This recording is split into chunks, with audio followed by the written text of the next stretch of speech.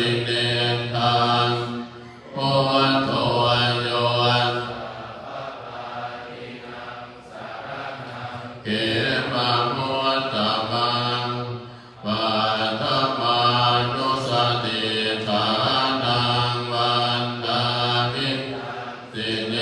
น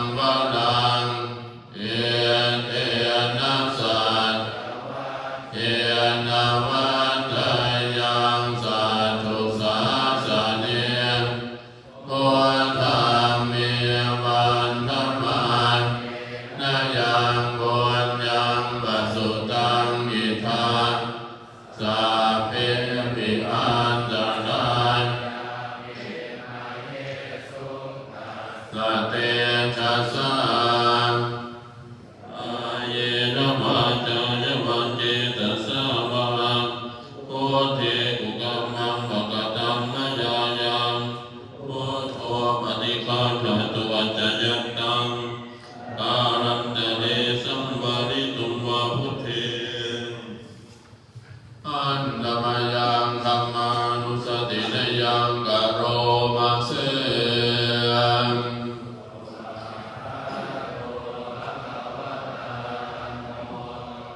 ตันเวทิโกภะกานิโกเยหิปัสสิโกโอมัญญิโกปัจจันตาโพวิญโยวินติหันดมยังธัมมาภิกขิติงกโรมาเสทิพุณโยภวเสนัสโยโยกัปปะกัปปะริยาติวิโมก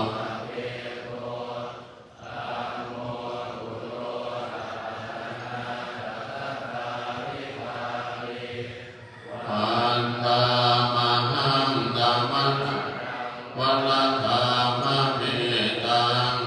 ธัมโมโย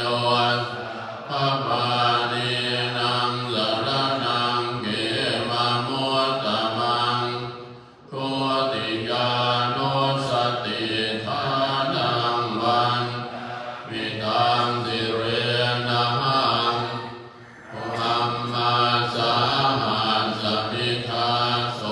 วะธังสามิเกสโลธัมโม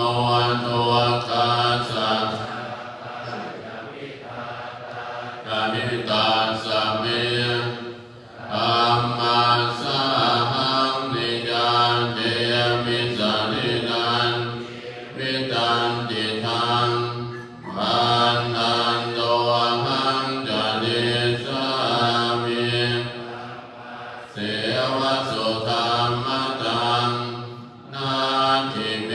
สรณังอัญญังสรณังวรังเอเตนะสัจวัตเถดายังสัตตุสาสเดมังเมวันธมาเด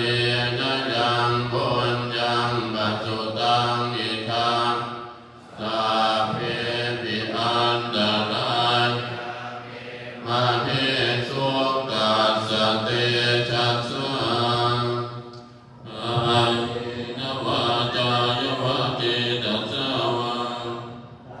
เมหุกัมมังปะกตัมมยายัง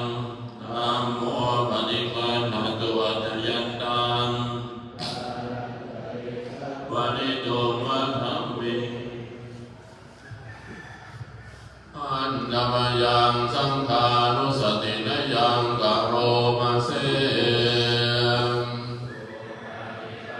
โนภะคะวะโตสาวกสังโฆโอจุปฏิปันโนภะคะวะโตภะคะสังโฆยะปฏิปันโนภะคะวะโตสาวกสังโฆอามิจิปฏิปันโนภะคะวะโตภะคะสังโฆตาจาตาลิปุริสยุคานิอันดาปุริสโภคณาภะคะสังโฆอาหุนายโย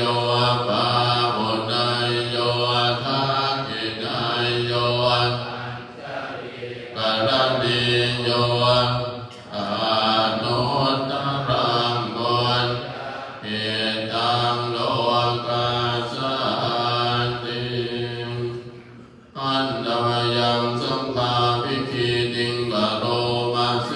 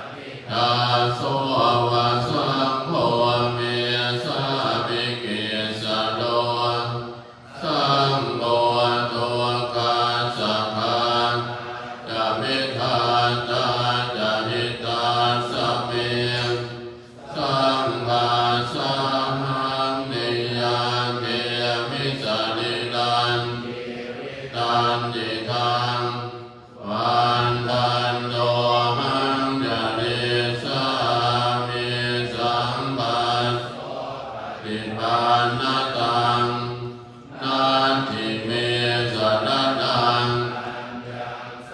โอเมสรณังวรังเอเตนะสัจวัตเถกเนสังฆังเมวันธัมมาเนนะจันปัสสุตังอิทังสัพเพปิอันตรายเมมาเฮสุงตัสสะเตจัสสังอาเยนะวาจายวันเจตสสะวังกุกามังปะกะตัมมะยายังสังโฆปฏิคันหะตัวจยันตังอานันตเรสัมมาริตุนวาสังเกนักท่องเที่ยว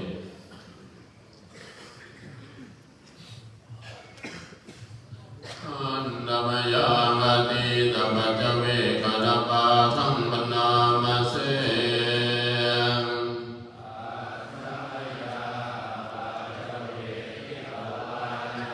อิยวะนังบาลิพุตัง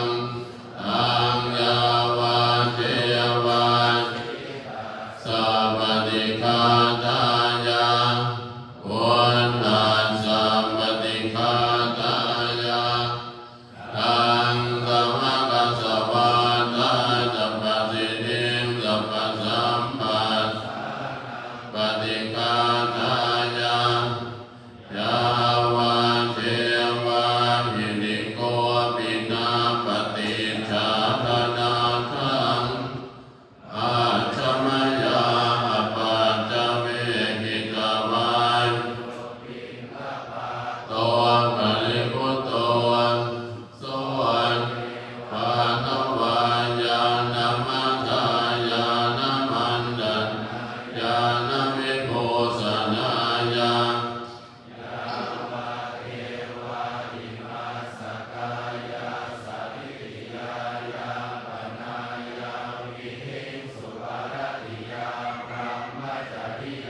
ทุกขายา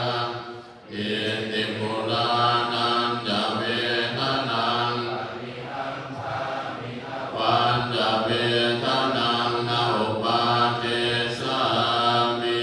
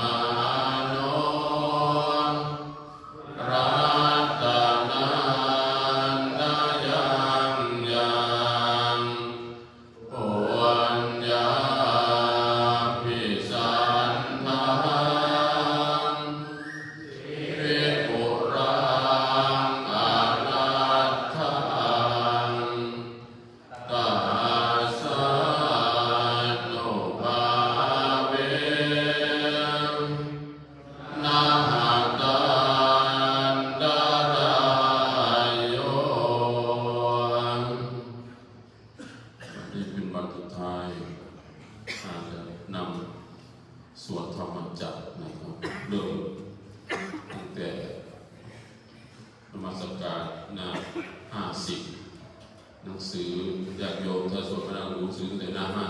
50จะบอกหน้าต่อไปนะโมตัสสะภะคะวะโตอะระหะโตสัมมาสัมพุทธัสสะนะโมตัส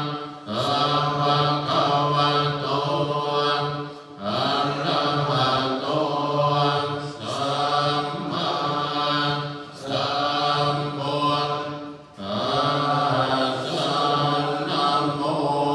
ตัสสะภะคะวะโตอะระหะโตสัมมาสัมพุทธัสสะพุทธังสรณังคัจฉา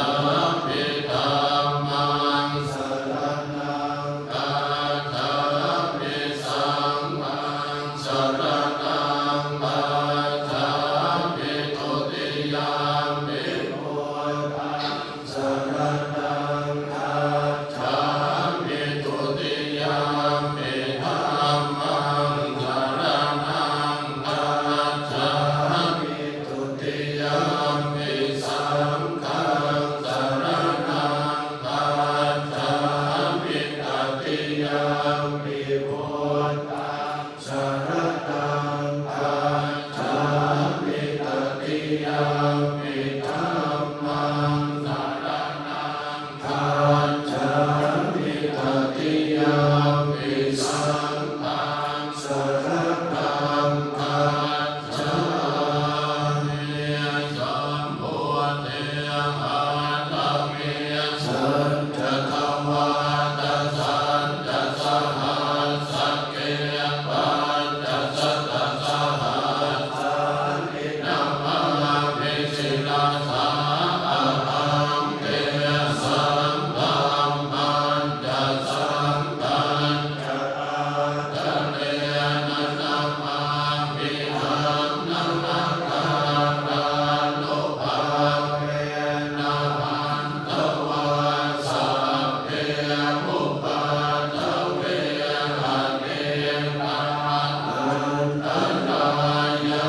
ปิวินาสันตุอาเสสะโต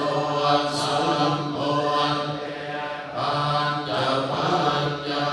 สัจจะจตุวิสติสหัสสะเกทัสสะสัตตสหัสสะนินัมมามิสิรสาอะหังเตสังธัมมันจะสังฆัญจะอาทะเรนะนัมมามิหังนัมมะการานุภาเวนะหันตวาสัพเพอุปัฏฐเวหะเนกาอันตรายะปิวินาสันตุอาเสสะโตสัมโพธินะโมตัสสะเตอะระจัตตาริสัสสะหัสสะเกวิสัตติสัตตสหัสสะนินัมมามิสิรสาหังเตสังธัมมันจะสังฆัญจะอาทะเรนะนัมมามิหังนัมมะการานุภาเวนะหันตวาสัพเพอุปัฏฐเวหะเนกาอันตรายะ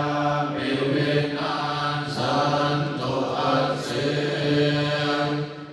สัตโตนะโมอะระหะโตสัมมา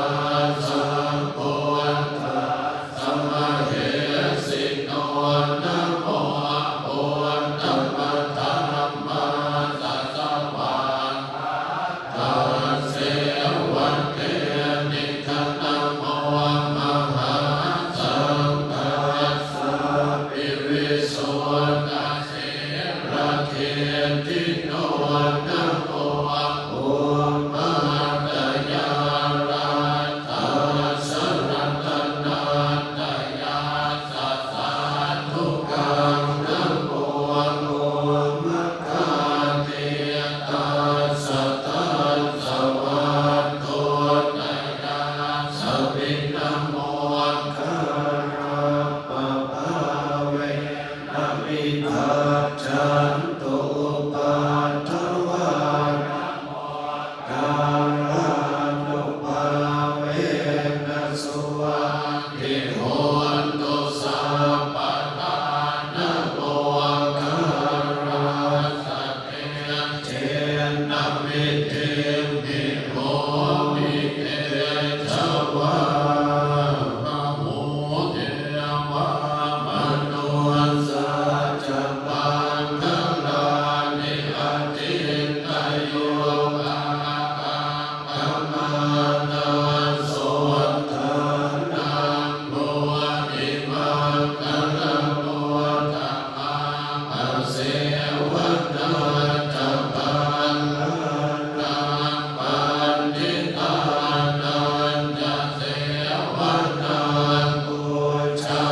จะโพธานิยานังเอตัมมังคะละโมธัมมังปฏิโลภะเทสวาโสจะโพเมจะกตะโพญญตาอัตตสัมมาอภิติกะเอตัมมังคะละโมธัมมังภาหุสัจจันจะเสปัญจะมินโยตัสสุเสมิโตสุปาสิตาจะยังวันเอตัมมังคะละโมธัมมังตามิโตปาทานังโพธิภาราสัสสังฆโหอานาคุณาจักขัมมันตาเอตัมมังคะละโมธัมมังป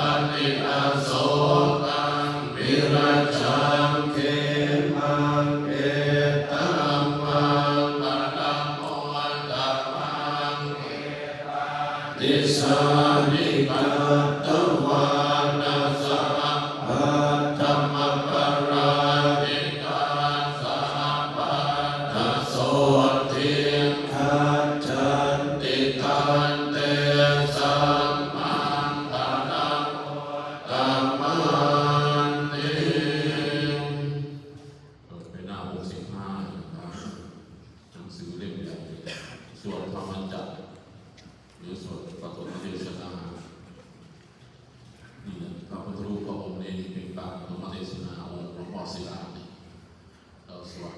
ปีละครั้งก็มีหรือบางทีก็สวดก่อนบางปีก็สวดวันท้ายนั้นก็ถ้าสวดไม่พอไม่สะดวกก็เปิดหนังสือได้วันหน้า65ครับนะเอวะเมสุตังเกสัมมายังภะคะวะตารานัสสิยังนาติสิปัตตะเนมิฆาทายเยรักโขภะคะวะปัญจวัคคีย์เยภิกขุมันเตสิทเวเวภิกขเวอันตรปาปจิตเตนะนะเสวิตาภายโยกาเมสุขามสุขันลิกานุโยโคหิโตภะโมโพโทจานิโกอนาริโยอนาตสันนิโตโยตาอิละมัฏฐานุโยโคโทโคอนาริโยอนาตสันนิโตเอเตเตภิกขเวอุโภคันเตอนุปัฏฐามัมมาจิมมาปฏิปทาตัทธาคเตนะอภิสัมพุทธาจาตุกรณียานกรณีอุปสัมมายะอภิญญายะสัมโพธายะสิปานายะสัมมาปฏิปตมาตัสสะภิกขเวมัชฌิมาปฏิปทาตัทธาคเตนะอภิสัมพุทธาจาตุกรณียานกรณีอุปสัมมายะอภิญญายะสัมโพธายะนิพพานายะสัมมาตติปัญญเมวะอริโยอัตถังคิโกมาโพสยติตังสัมมาทิฏฐิสัมมาสังกัปปะสัมมาวาจาสัมมากัมมันโตสัมมาอาชีวสัมมาวายาโมสัมมาสติสัมมาสมาธิอายังโพสะภิกขเวมัชฌิมาปฏิปทาตัทธาคเตนะอภิสัมพุทธาตุกรณียานกรณีอุปสัมมายะอภิญญายะสัมโพธายะนิพพานายะสังวาตติอิทังโคปนะภิกขเวทุกขังอริยสัจจัญจติปิทุกขาจราปิทุกขามรณะปิทุกขังโสกปริเทวทุกขมนาสุปายาสา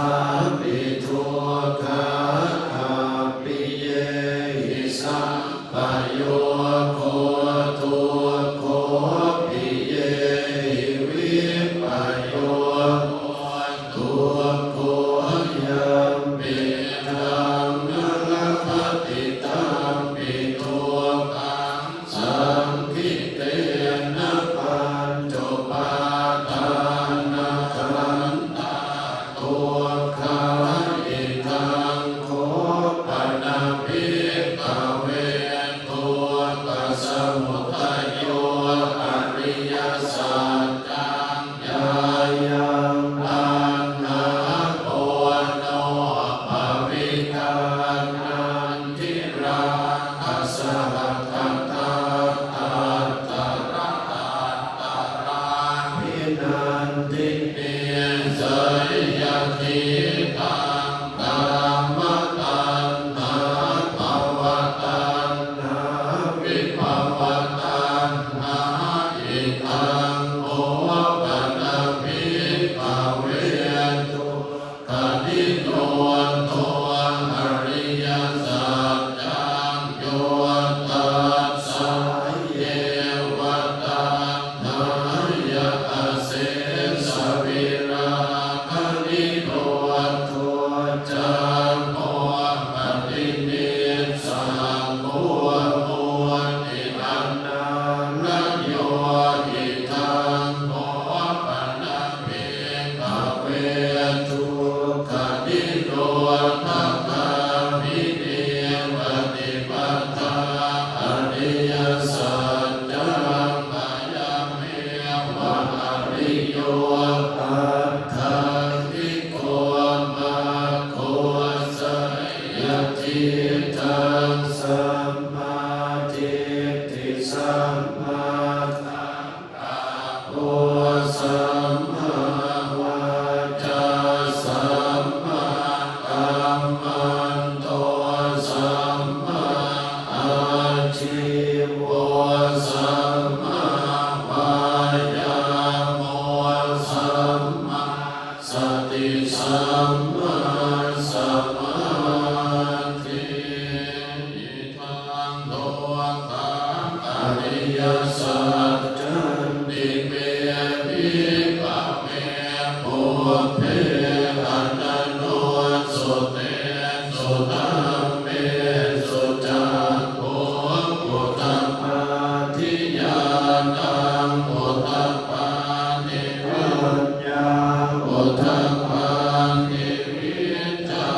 ปุตตปานิอาโนโกปุตตปานิตังโขปฏิตังโลกังอริยสัจจังยังตังเมภิกขเวโพเพอันนันโนสุเตสุตัมเมสุจักโขปุตตปาทิญาณังปุตตปาทิปัญญาปุตตปาทิวิชชาปุตตปาทิอาโตโก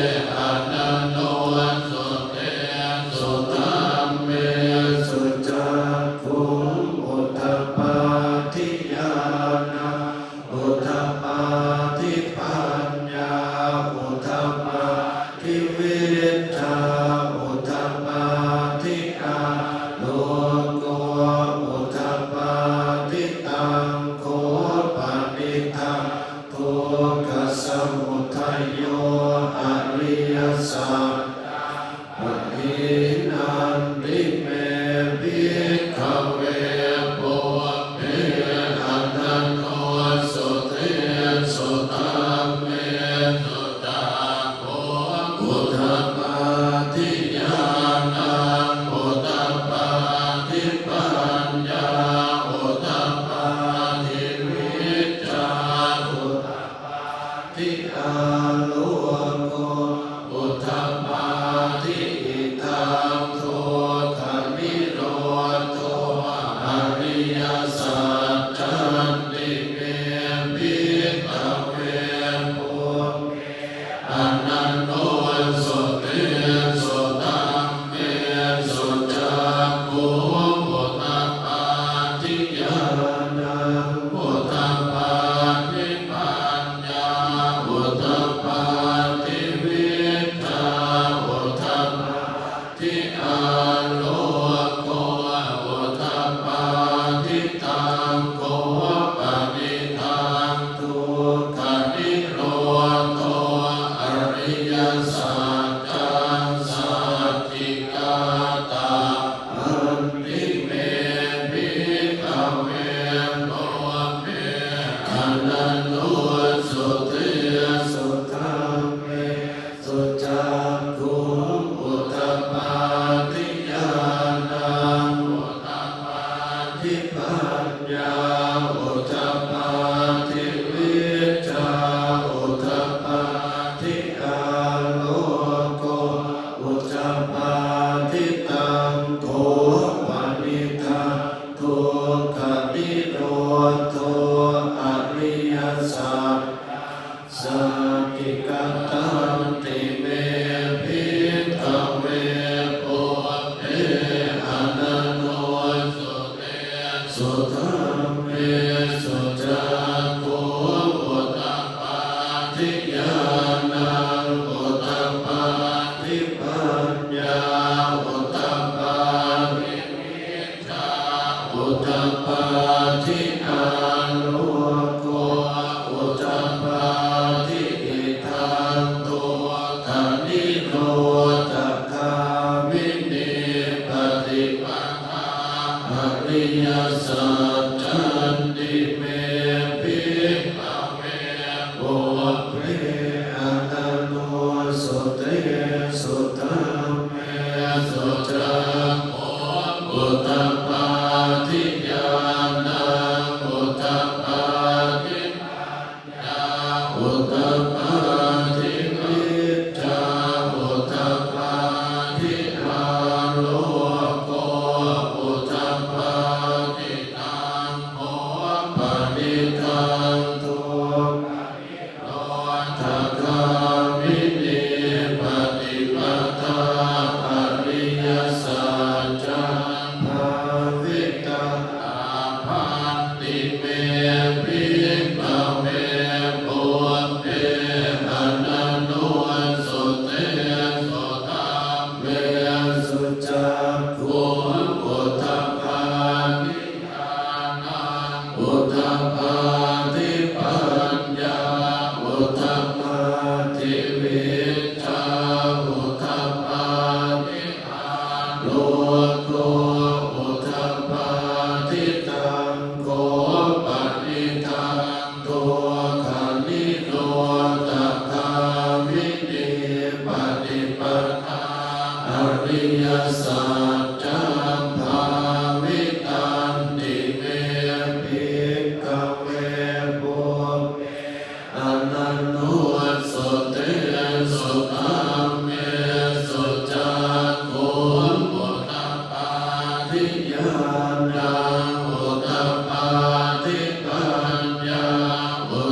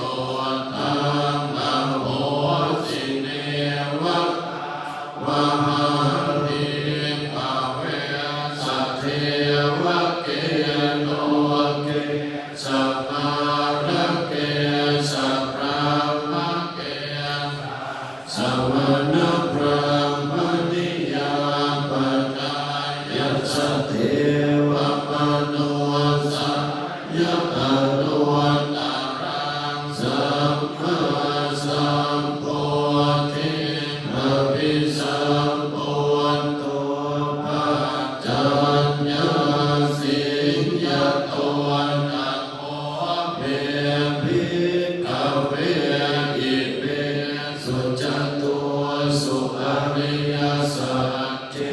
สุเอวันติปริวัตันตวานัสสันตารังยะถาภูตังญาณทัสสะนังสุวิสุทธังอะโหสิอัตตาภิกขเวสัทเทวะเก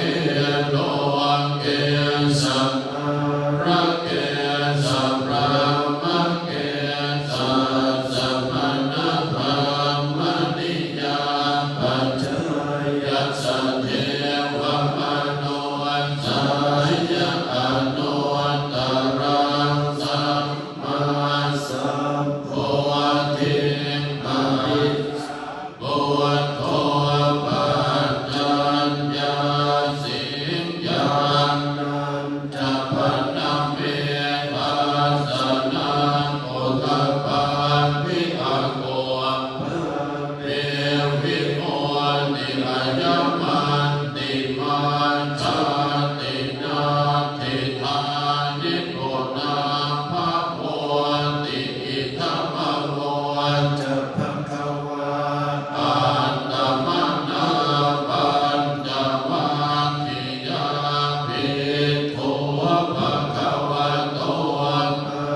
สิตังอภินันทุอิมัสสมิจจปนะวัยยะกรณัสสมิปัญญมันเนอายัสสะมะโตโกนทัจจาสะวิรัชชังเมตมะรังธัมมัจจาพิยังกินจิสมุทัยธรรมังสัพพันตังนิโรธมันติภวันติเตจะภะคะวะตาธัมมัจจเกภูมิเทวสัพพะมโนสาเวสุเอตังภะคะวะตาภานัสสิยังอิสิปตะเนมิขตายเยอนุตตรังธัมมัจจังกังภวันจิตังปฏิวันติยังสัมมเนนะวะพระมเนนะวะเทเมนะวะมาเทนะวะพระมุตตวะเกนะจิวะโลกัสสมิติ ภูมิบางอำเภอประสบเป็นธรรมะแห่งประสบธรรมดาเรามาจะไปแห่งประสบธรรมดาเนี่ยนะจนมันจะมนต์ไปโอมานังเทวานังสัทธังสุตวาจาโตมหาทิกาเทวาสัทธมโนสาเวสุญาโตมหา ราชิกา ดันเทวานังสัทธังสุตวาตา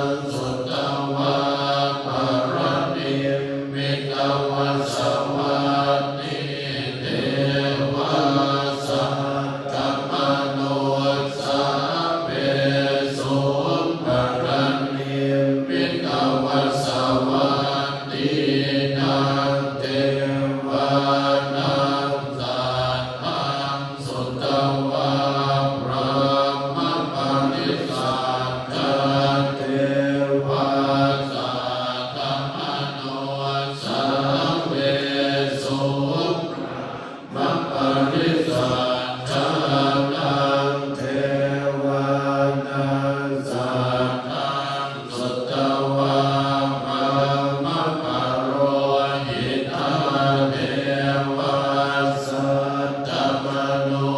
สาเวสุธรรมปโรหิตานังเทวานังสัทธังสุตวามหาพรหมเทวาสัทธมนุสาเวสุพรหมนังเทวานังสัทธังสุตวาปริตตาภาเทวาสัทธมโนสัพเพสุปริตตาภานังเทวานังสัทธังสุตวาอัปปมานาภาเทวาสัทธมโนสัพเพสุอัปปมานาภานังเท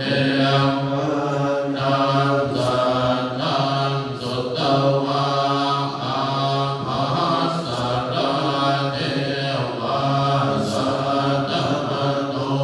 สัพเพสุอัปปมัสสะนังเทวานังสัทธังสุตวาปริตตสุภาเทวาสัทธมโนเวสุปริยสุภานังเทวานังสัทธังสุตวาอัปปมานะสุภาเทวาสัทธมนุสัพเพ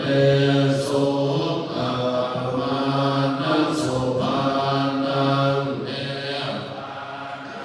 สัทธังสุตวาสุภกินนาคาเทวาสัทธมโนสัพเพสุสุภกินนาคานังเทวานังสัทสุตวาเวหภนาเทวาสัทธมโนสัพเพสุเมหภนานังเทวานังสัทธังสุตวาอภิหาเทวาสัทธมโนสัพเพสุอภิหานังเทวานังสัทธังสุตวาอัตตวาเทวาสัทธมโน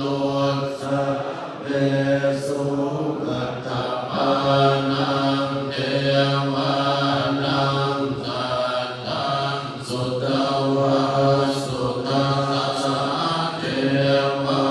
สัทธมโนสัพเพสุสุตัสสะนังเทวานังสัทธังสุตวาสุตัสสิเทวาสัทธมโนสัพเพสุสุตัสสินังเทวานังสัทธังสุตวาอัตตนิทาคาเท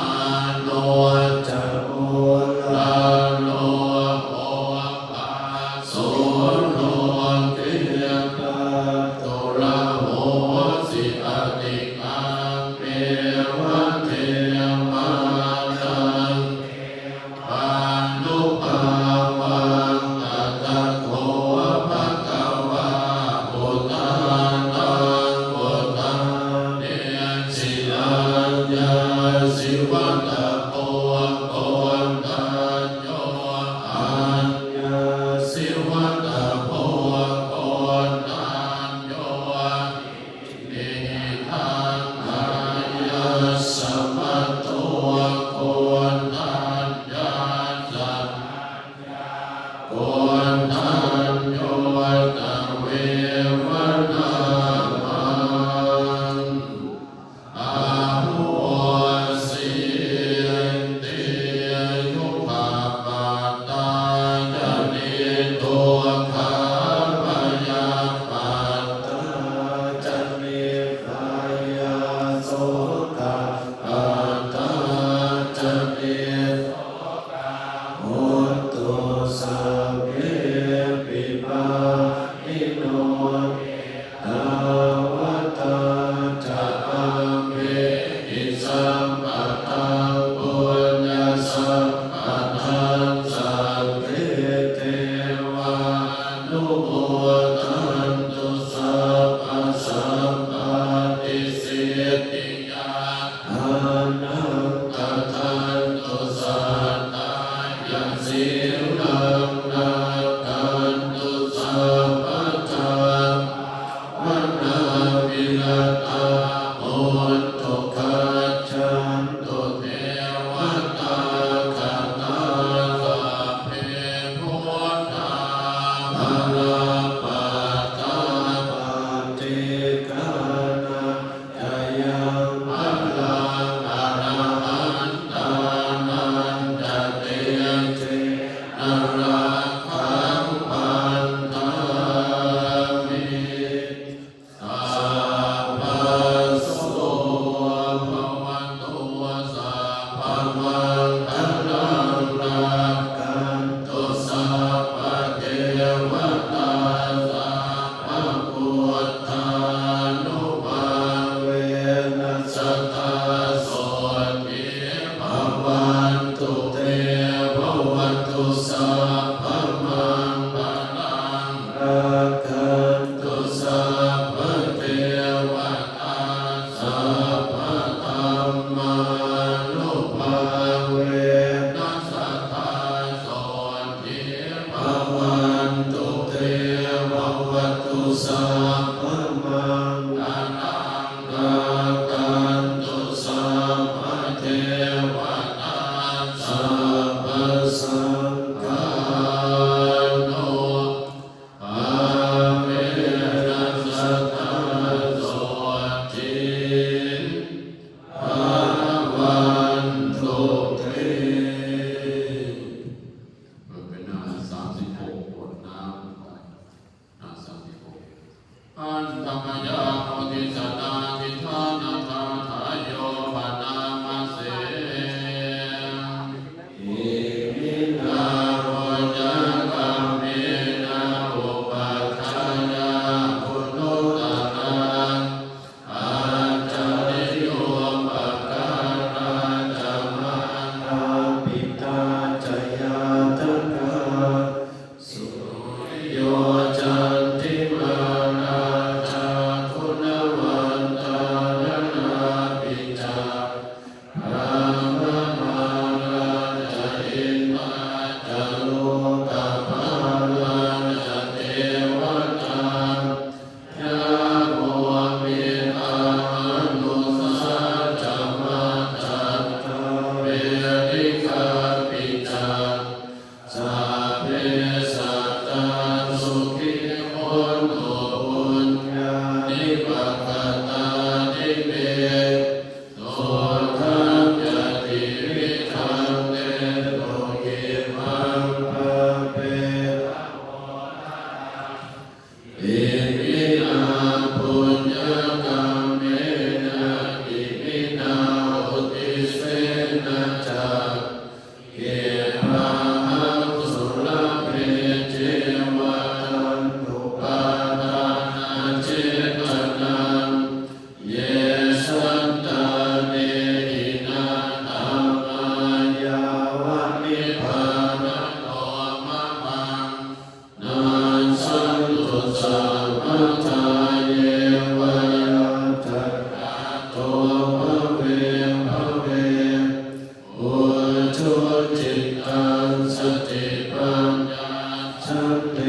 โควิริยามินาอารังมัตตุโตตัสสะภะคะวะโตจะวิริเยสุเมพุทธาทิภวโรนะอะโมนะโทวรุตตโมปัจเจกพุทโธจะสังโฆนะทุตตโร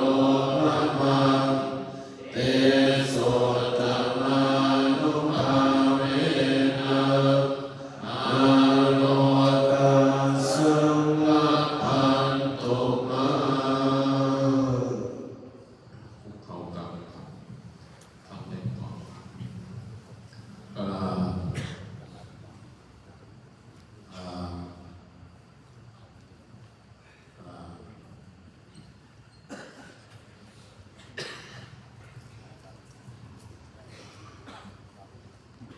มุตตะ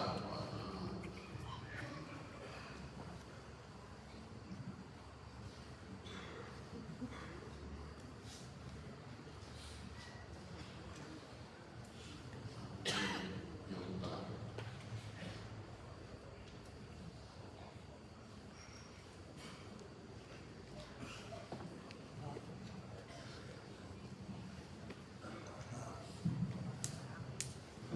ตัวแทนนิสิตเอาพานเทียนแพรมาหนึ่งท่านประธานขอเข้ามาประธาน จำมาดีกว่านิสิต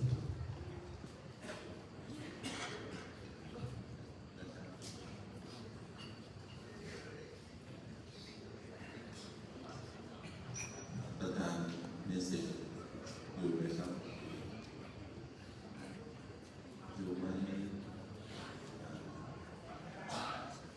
ทางเดินตรงโยมตัวแทนโยมท่านหนึ่งนิสิตฝ่ายคณะท่านหนึ่งใครก็ได้คนหนึ่งจำไม่รู้ชื่อแล้วนะเดินมา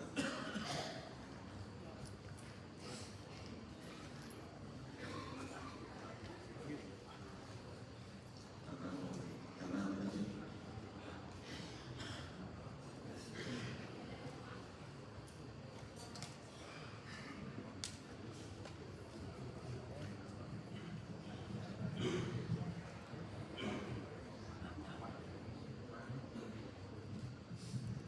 ภูเขาขึ้นเตรียมกราบพร้อมกันเตรียมจะเข้าถามว่าจะฟ้าวถามว่าความฝ่าวเตรียมปฏิบัติคือเรียกว่าโยมฟ้าวโยมกับที่หลัง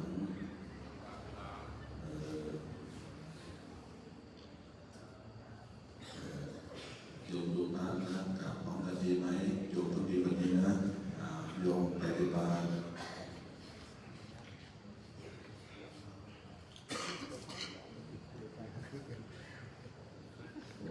รักษามาตรฐานเราได้ดีมากมันเป็นเวรเลยวันนโมสามจบพร้อมกัน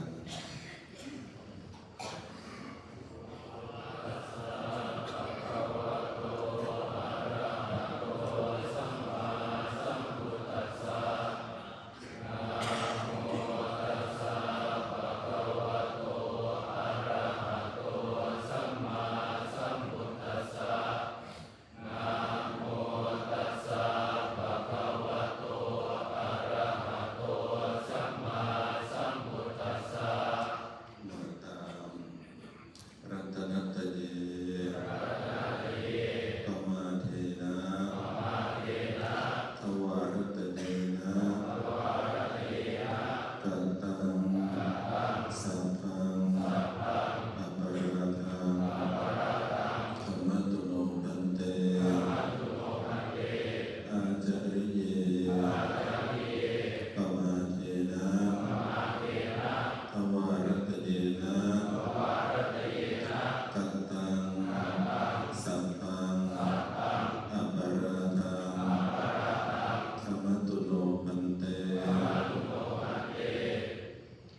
ยังกมามะตุมเหหิปิโนขมิตพังขมามะพันเตมายังกมามะตุมเหหิปิโนขมิตพังมายังกมามะตุมเหหิปิโนขมิตพัง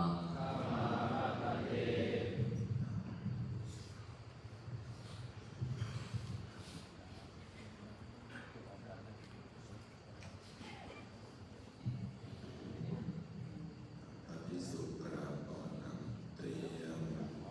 ปฏิบัติ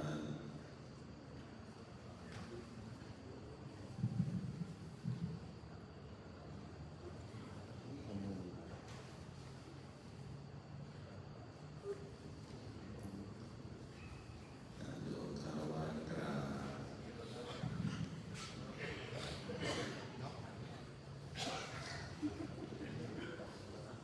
แต่นั่ง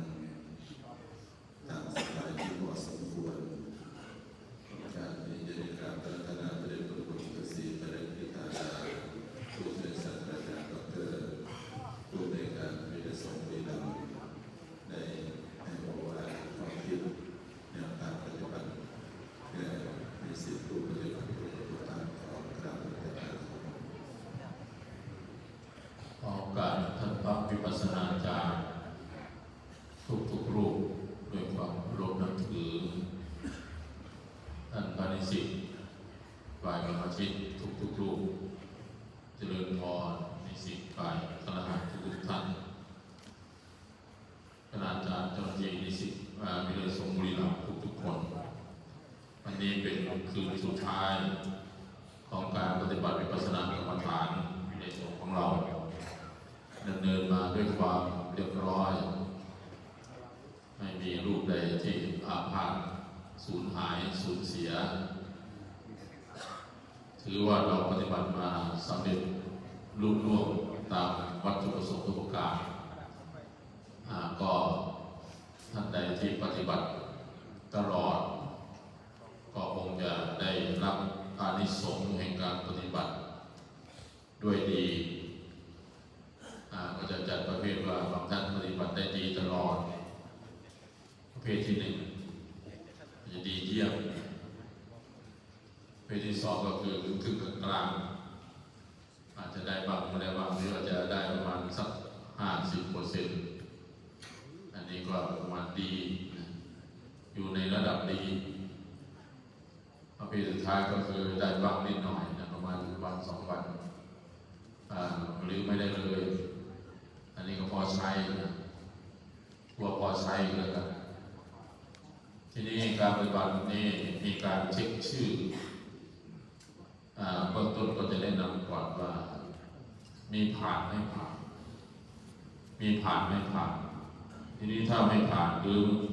ผ่านไม่ผ่านก็ยังไม่รู้ตอนนี้ก็จะพอเสร็จนี้ก็ทางคณะกรรมการฝ่ายวิปัสสนาจารย์กับฝ่ายเช็คชื่อก็จะสรุปชั่วโมงของท่านทุกคนสรุปว่าใครผ่านไม่ผ่านแล้วก็จะมาได้ทีละท่านทีละคนสมมติว่าคนที่ผ่านก็ไม่ต้องคิดอะไรมากหมายว่าติ๊กมาผ่านหรือใครบุกผิดก็จะคุยกันในพระวิปัสสนาจารย์และคณะกรรมการจากวินัยทีนี้บางคนมีเหตุผลขาด2-3 ครั้งก็เอาเหตุผลนั้นมาดูก็คือจะต้องมีใบแนบมาแต่ใครไม่มีเหตุผลเลยขาดยาวตลอดอันนี้ก็ต้องไปสอบให้ผ่านเพราะว่าการปฏิบัติวิปัสสนากรรมฐานเป็นหนึ่งในข้อบังคับที่จะให้เราสำเร็จการศึกษาหมายความว่าท่านเรียนจบ1เราเรียนจบครบไม่กิน2ก็คือจ่ายค่าเทอมครบ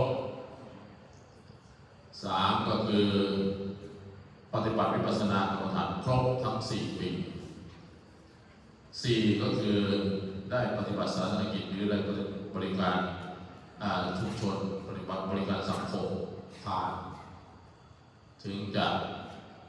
สำเร็จอนุมัติ เพื่อเป็นบัณฑิตรับปริญญาได้เนี่ยสี่อย่างนี้นะจำไว้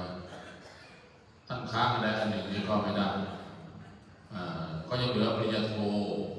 วันนี้เราได้10 วันท่านมาตลอดท่าน10 วันปริญญาโทต้อง15 วันท่านจะต้องไปหาเก็บอีก5 วันก็นี้ก็มอบให้อาจารย์ประจำสาขาบัณฑิตศึกษาได้ไปกำหนดให้ไปกำหนดเอาทีนี้พวกเราที่ไม่ผ่านหรือยังไงนั้นเมื่อวันก่อนได้ทราบจากทางโคราชเนี่ยเขาเอาแบบจากส่วนกลางเพราะเราจัดก่อนเราลูกที่ไม่ผ่านคนที่ไม่ผ่านเนี่ยเขาให้จะทำงี้อันนี้อาจจะเป็นกรณีไว้แต่พวกเรายังไม่ประชุมนะพวกโคราชเนี่ยเขาให้ไม่ผ่านให้เข้าสวดมนต์ร่วมกับมหาวิทยาลัยทุกวันที่เปิดทางส่วนกลางก็เหมือนกันอย่างเช่นที่สวดถวายพระพรหรือสวดถวายมหาวิทยาลัยเขาประกาศมาถ้าใครเข้าร่วมได้ไปจนถึงปิดภาคการศึกษาถือว่าผ่านอันนี้โคราชบุรีรัมย์เราอาจจะไปไม่ได้แต่ว่ารู้แล้วแต่อาจารย์ประจำสาขาเช่นเราจัดมหาวิทยาลัยเราจะจัดสวดมนต์ทุกวันทุกอาทิตย์ละ1 วันสวดออนไลน์ถ้าสมมติว่าผมคุยกันแล้วไม่ต้องไปกรรมฐานอะไรหรอกแต่วันไหนสวดมนต์มีสวดมนต์ให้เข้าสวดออนไลน์อะไรบ้างถ่ายรูปถ่ายอะไรมันก็อันนี้แบบแต่ยังอันนี้เพราะฉะนั้นผ่านไม่ผ่านเพราะฉะนั้นพวกเราก็ท่านใดที่อยู่ประจำไม่ต้องห่วงครับได้ผ่านแน่นอนพอจิตอาสาทั้งหลายก็หรือนิสิตจิตอาสาก็ไม่มีปัญหาหรอกเพราะว่าเราก็ช่วยเหลือกันแต่ว่าคนที่ขาดนั่นเลยก็ยังมาทวงกันขาดทวงนั้นทวงนี้ไม่ได้เพราะว่ามันเกี่ยวกับเพราะอย่างที่ว่าเราไปออนไลน์มาเรื่องที่หนึ่งครับเรื่องที่2ก็คือวันพรุ่งนี้เป็นวันปิดนัดแนะกันก่อนวันพรุ่งนี้จากช่วงเช้าเราปฏิบัติปกติทำวัดปกติฉันข้าวต้มปกติพอฉันข้าวต้มเช้าเสร็จเรียบร้อยแล้ว9 โมงมีสัญญาณก่อน9 โมงหลังจากฉันข้าวต้มเสร็จทุกท่านก็ไปเคลียร์พื้นที่ที่นอนที่นั่งขยับเก็บของอะไรออกมาพร้อมกับวัดแต่ยังไม่ให้กลับหมายความว่าตั้งแต่7 โมงเนี่ยฉันข้าวต้มเสร็จก็จะให้ท่านไปเคลียร์พื้นที่ที่นอนที่พักเก็บของเก็บอะไรถึง9 โมงทำความสะอาดพร้อมนะครับ9 โมงเสร็จแล้วให้มาที่นี่ก็มีสัญญาณมานั่งที่นี่แล้วก็เอาบาตรมาด้วยขอบาตรมาด้วยเพราะว่าจะมีโยมมาใส่บาตรขอบาตรเอาบินแล้วท่านฉันไม่ฉันอีกเรื่องหนึ่งนะแต่ว่าขอให้บินก่อนให้บินก่อนทีนี้พวกเราต้องมาให้มากที่สุดไม่ใช่ว่าเราจะพระสงฆ์ไม่น่าห่วงแต่โยมอยากให้มาเพราะว่าโยมผมได้ส่งข้อความไปในกลุ่มรัฐศาสตร์ว่าขอรัฐศาสตร์ถ้าใครมาได้นิสิตคารวะจะมีรัฐศาสตร์ถ้ามาได้ขอให้มาแล้วจะคิดให้วันหนึ่งเลยถ้าใครมารัฐศาสตร์เราไปเช็คเอาหมายว่าพรุ่งนี้ถ้ามาตั้งแต่เช้าถึงเที่ยงรัฐศาสตร์มาก็เอาไปเลย1 วันหมายก็ว่าให้เลยเพราะว่ามันจะเป็นโอกาสดีที่เราพอ9 โมงมานี่ก็มานั่งรอนั่งให้เป็นระเบียบแบบนี้แหละบัตรยังติดพอเรากลับได้ตอนกลับได้หลังจากฉันเสร็จคืนบัตรเซ็นคืนบัตรนะครับจะเก็บบัตรคืนหมดนะถ้าไม่มีบัตรก็เตรียม20 บาทไปเตรียม20 บาทไปต้องเซ็นออกก็จะเซ็นออกวันที่9เราเซ็นเข้าที่นี่เซ็นออกนะแล้วก็คืนบัตรใครเข้าแล้วไม่ได้เซ็นออกตรงนั้นสมมติว่าไม่ได้ผ่านกันเพราะฉะนั้นอันนี้ต้องย้ำไปเพราะว่าจะผมลืมว่าทำมาวันผมออกมาร้องผมร้องไห้โยมบางคนหน้าตาโอ้ตาสงสารนะก็คือเที่ยงเซ็นออกเซ็นชื่อออกเราถึงไปบ้านได้ถ้าท่านไม่เซ็นออกก็ถือว่าท่านไม่ผ่านกันนะเพราะว่าบางปีเนี่ยจะไม่ก่อนโอ้ยพอจะทำวัดเสร็จทำวัดเช้าเสร็จหนีหมดเลยไม่มีคนฉันข้าวไม่มีคนบิณฑบาตอันนี้ไม่เอาแต่ต้องเป็นระเบียบอยู่แล้วล่ะว่ากิจกรรมจนสิ้นสุดแล้วทีนี้ก็คือสิ้นสุดแล้วเราก็ อ่าช่วยเก็บของก่อนถ้าใครยังไม่รีบกับวัดกับวางมันก็พื้นที่ตรงนี้อันนี้พูดมันทีนี้กำหนดการวันพรุ่งนี้ครับเนื่องจากว่าท่านถือว่าโชคดีนะตั้งแต่ท่านเป็นอธิการมาเนี่ยอธิการยังไม่ได้เดินทางมาที่นี่เลยนะท่านเป็นอธิการ2 วาระ3 วาระเลยท่านยังไม่เคยได้เดินทางมาที่วิเลยสงฆ์วิลัมเลยนิมนต์ท่านมาอยู่แต่ว่าท่านติดธุระทุกครั้งเป็นโอกาสดีที่เราได้พบอธิการบดีของเราเนี่ยนี่แหละผมนี่เรียนทำกับประโยชน์ศาสตราจารย์ด็อกเตอร์เลยนะศาสตราจารย์ด็อกเตอร์เป็นศาสตราจารย์ของมหาวิทยาลัยรูปแรกรูปที่2ประมาณรูปที่2รูปแรกคือหลวงพ่อพิรมบดีอดีตอธิการหรือหลวงพ่อประยูรเป็นศาสตราจารย์รูปแรกอันนี้รูปที่2แล้วที่สำคัญคือเป็นคนรับไปมาอำเภอรับไปมาจังหวัดบุรีรัมย์อำเภอเดียวกับผมนี่แหละสมัยผมไปเรียนผมเคยไปขอท่านอยู่วัดบางน้ำนะท่านไม่รับผมท่านมาจำทีหลังไว้ทางท่านทำไมที่เคยไปขอผมอยู่เนี่ยผมเนี่ยตอนผมเป็นเองไปหาท่านอยู่วัดบางน้ำเดี๋ยวนี้ท่านขึ้นเป็นพระพรหมวัชรธีราจารย์มาฟังเราเคยเห็นในทีวีในอยู่ด้วยหรอกนะก็มาฟังอธิการท่านคนเด็ดขาดพูดตรงไปตรงมาพอด่ากันนะท่านก็ใจแต่ท่านใจดีใจดีโดยมากคนเราไปมากใจดีครับผมเป็นคนเราไปมากเราจะได้พบท่านอธิการเพราะฉะนั้นเราพอเข้ามาแล้วก็กำหนดการก็คือประมาณ8 โมงผมก็จะเอารถไปรับท่านที่สนามบินมาถึงนี้ก็ประมาณ9 โมงก็ท่านได้ห่มผ้าอะไรแล้วก็จะท่านก็จะเดินทางพวกเรานั่งรออยู่แล้ว9 โมงพวกเรามารออยู่นี่ครับไม่ให้ไปยืนเอาให้โยมที่เขารอตักบาตรพอท่านมาก็ให้ท่านมาปลูกต้นอโศกอยู่ตรงนี้ก่อนปลูกต้นอโศกต้นมหาวิทยาลัยเราในต้นไม้ประจำมหาวิทยาลัยคือต้นอโศกนะไม่มีเลยอยู่ที่วิทยาลัยสงฆ์ก็เลยถือโอกาสนี้ที่ท่านมาให้ได้ปลูกต้นอโศกปลูกเสร็จแล้วก็จะเดินทางมาตรงนี้ก็ท่านจุดธูปเทียนตอนท่านเดินมาเราก็คงไม่ต้องยืนไม่ยืนให้นุ่งนั่งคุกเข่าพนมมือผมไม่ใจตรงนั้นต้องยืนต้องยืนต้อนรับยืนต้อนรับท่านจุดธูปเทียนเสร็จแล้วก็ท่านก็จะผมก็จะจัดที่ตรงนี้ไว้มานั่งหรือบางทีหลวงพ่อท่านมีเวลาก็จะไปนั่งที่ก่อนหรือยังไม่พร้อมก็ไปนั่งแล้วค่อยมาจุด9 โมงประมาณ9 โมงครึ่งเริ่มพิธี9 โมงครึ่งเริ่มพิธีแล้วก็ดำเนินไปก็จะมีถวายรายงานแล้วก็มอบถวายรายงานให้หลวงพ่อองค์ในการมอบเกียรติคุณใบประกาศใบอนุโมทนาบัตรต่างๆเจ้าคณะอำเภอหรือถ้าอำเภอไหนไม่มาถ้าท่านลงมารับแทนนะอย่างเช่นประกาศว่าหลวงพ่อเจ้าคณะอำเภอนี้ไม่มาเราอำเภอไหนถ้าคุณเป็นลูกศิษย์ท่านให้เข้ามารับแทนได้ถ่ายรูปถ่ายภาพพร้อมเลย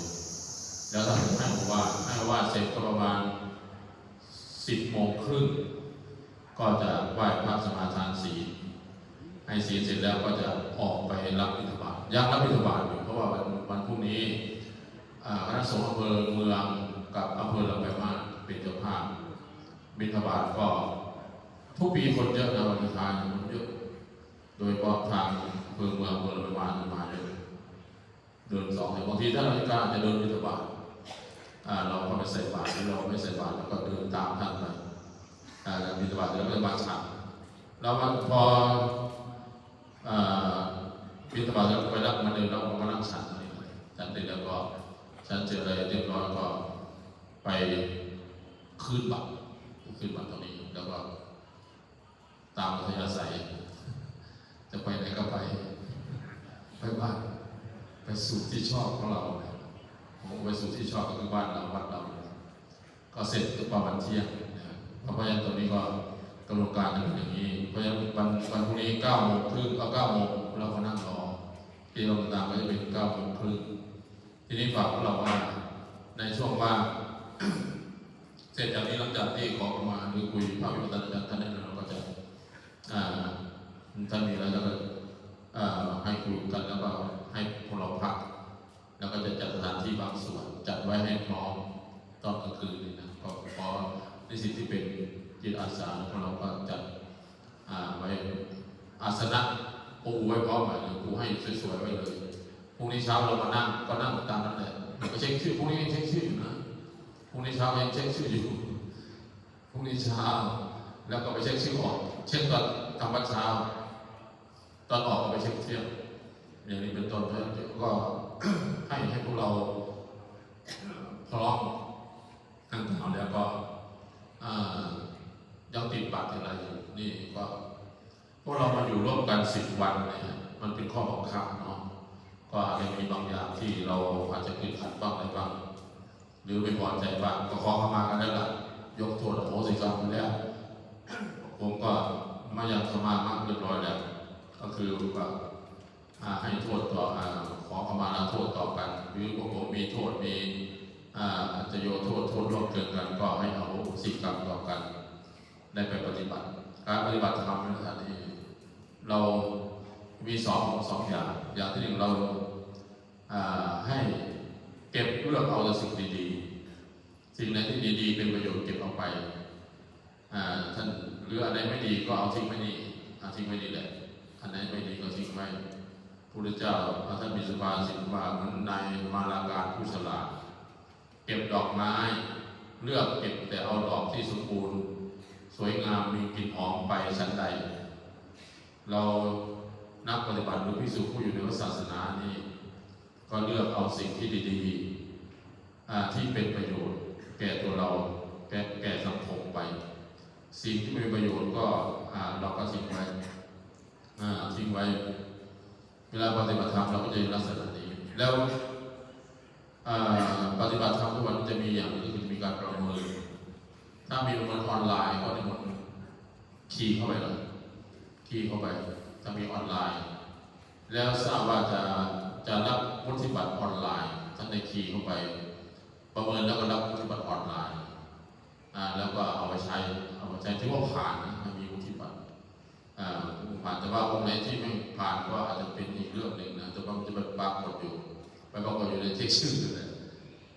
นะทีนี้เราก็เสร็จอะไรเรียบร้อยช่วงบ่ายก็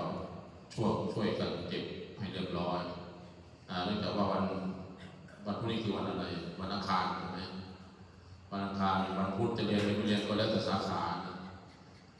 จะว่าโอ้หลวงพ่อเหนื่อยมันอาจารย์เป็นสาขาเหนื่อยอยู่ก่อน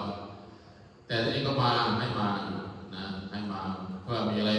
หลงเหลือจะเรียนไม่ได้อีกเรื่องก็มาเคลียร์พื้นที่หรือถ้าจะสมมติวิมุตติสุขสักคืน2 คืนอยู่วันปฏิบัติธรรมเสร็จออกกรรมฐานไปสมมติวิมุตติสุขนอนไม่ตื่น3 วัน 3 คืนน่าจะไม่ดีนะไม่ได้นะเพราะว่าปฏิบัติธรรมทีนี้ในวันนั้นญาติโยมมาเยอะก็อยากให้ฉันฉลองศรัทธาญาติโยมก็ถือว่าญาติโยมเขาจะได้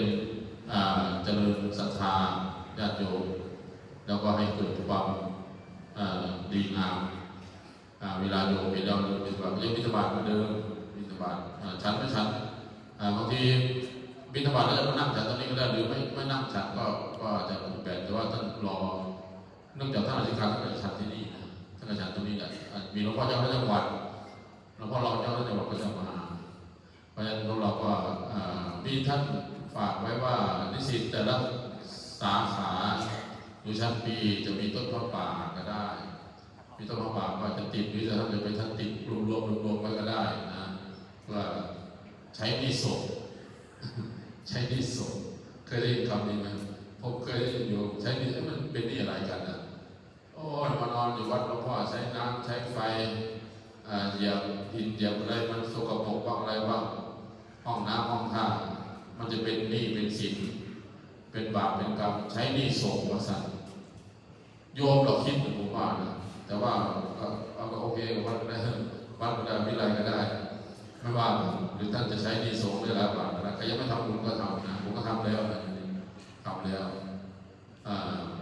แล้วก็เราจะได้มาเรียน รียนปกติยังเรียนปกติมีโรงเรียนจนถึงสอบทีนี้เรื่องผ่านไม่ผ่านอีกเรื่องเดี๋ยวต้องคุยกันทางวิทยาลัยก็จะประชุมคณะกรรมการหลังจากนี้แหละประมาณสักอาทิตย์2 อาทิตย์นี่แหละให้ไปสรุปอะไรเรียบร้อยแล้วก็จะได้แจ้งให้พวกเราทราบสมัยก่อนก็ปฏิบัติเสร็จก็ตื่นเต้นเลยโอ้ยผ่านเนาะจะไปใส่เนาะบางทีอาจจะไม่ไปแต่ถ้าในมาทุกวันเนี่ยมันไม่ต้องห่วงหรอกได้ผ่านแต่การซึ่งคือการไปคุยกับอาจารย์ประธานอาจารย์เนี่ยผมได้เซ็นใบลาอยู่ที่กี่องค์เห็นที่ส่งมานะครับเพราะนั้นก็ในฐานะที่เรามาอยู่นี่มีหลวงพ่อพระวิปัสสนาจารย์พระอาจารย์วิปัสสนาจารย์ได้ดูแลอบรมให้พระกรรมฐานของเราก็ได้อยู่ไม่ว่าจะเป็นการสอบอารมณ์อะไรแต่ตอนนี้ก็จะได้มอบให้พระวิปัสสนาจารย์ได้พบปะฝากอะไรกับลูกศิษย์ลูกหาที่เราได้อยู่ร่วมกันมา10 วันก็จะถวายเวลานี้แก่ท่านพระมหาอภิสิทธิ์ริโยได้ดำเนินการต่อไปผมก็ได้นำในการวิเลยสุขขออนุโมทนาบุญกุศลพวกเราทั้งหลายที่พวกเราได้มาปฏิบัติและได้อานิสงส์ความอานิสงส์การประพฤติปฏิบัตินี้จงช่วยปกปักรักษาอภิบาลประทานพรให้ท่านมีความสุขความเจริญในธรรมขององค์สมเด็จพระสัมมาสัมพุทธเจ้าเจริญด้วยจตุรพิทพรชัยคืออายุวันนะสุขภาละปฏิภาณธนสารสมบัติปัญญาสารสมบัติตลอดไปทุกรูปทุกท่านทุกคนเถิด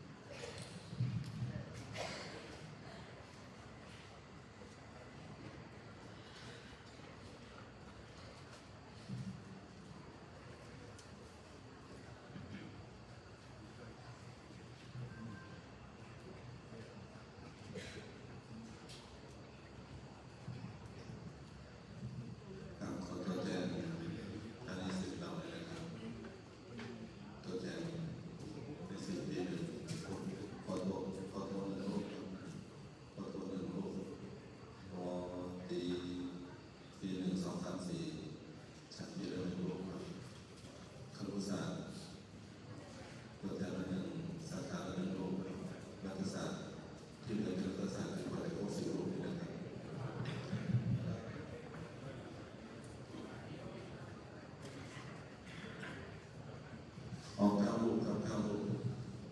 อันนี้หมดเลยครับถ้าจะไม่ลำบากมากก็ใครนั่งอยู่ข้างหน้านะครับรูปมาถึงนะครับผมรู้ว่าท่านจะเกี่ยงกันแล้วไม่รู้จะเกี่ยงทำไมนะ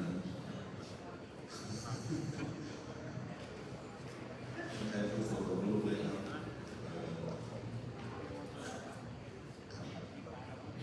แค่นั้นเองครับ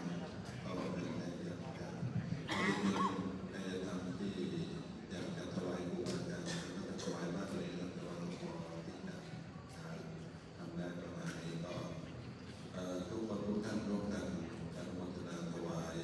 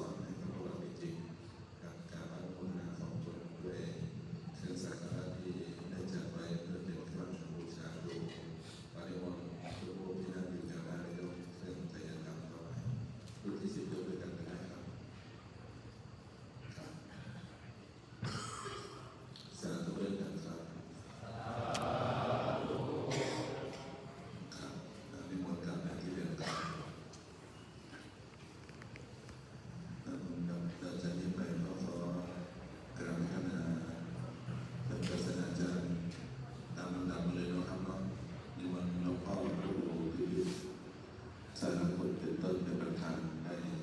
ให้โอวาทผ่านเข้าสิ้นนะครับสักรูปละ5 นาทีประมาณนี้5 นาทีก็พอแล้วพ่อเนาะไม่เกิน5 นาทีแล้วละลูกครับก็ขอที่โอกาสเรียนคุณผู้บริการที่เกิดสมบูรณ์ท่านได้มีโอกาสให้นิสิตและก็พัฒนาการ